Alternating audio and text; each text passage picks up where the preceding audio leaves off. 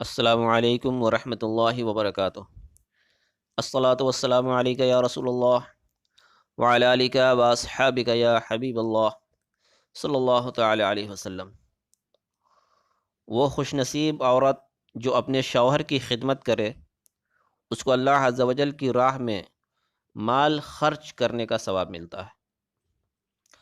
حضرت ابن عمر رضی اللہ تعالی عنہ سے روایت ہے کہ غریبوں کے غم گسار شافع روز شمار صلی اللہ تعالی علیہ وآلہ وسلم نے فرمایا کہ بیوی کا شوہر کی خدمت کرنا صدقہ ہے۔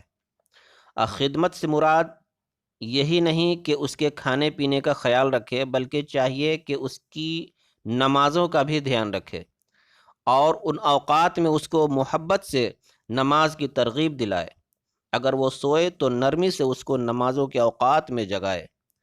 غرض یہ کہ اس کی آخرت کے متعلق امور پر بھرپور توجہ رہے اور ان کا خاص خیال رکھے، محبت سے انہیں نیک کام کرنے پر آمادہ کرے اور ہر وہ کام جس سے شوہر کو سکون ملے وہ انجام دے۔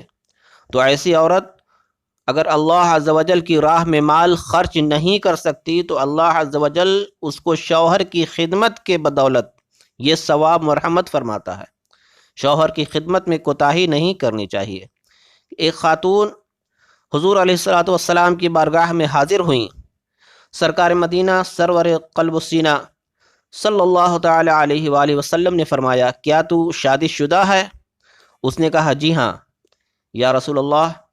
حضور علیہ الصلوۃ والسلام نے فرمایا، تیرا اپنے مرد سے کیسا سلوک ہے؟ عرض کی، جہاں تک مجھ میں طاقت ہے میں اس کی خدمت کرنے میں کوتاہی نہیں کرتی۔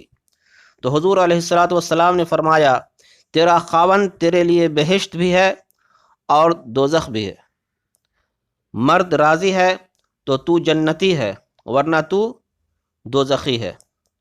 عورت کو چاہیے کہ شوہر کی جانی خدمت بھی کرے، کہ اس پر بھی بہت فضیلت ہے۔ السلام علیکم ورحمۃ اللہ وبرکاتہ۔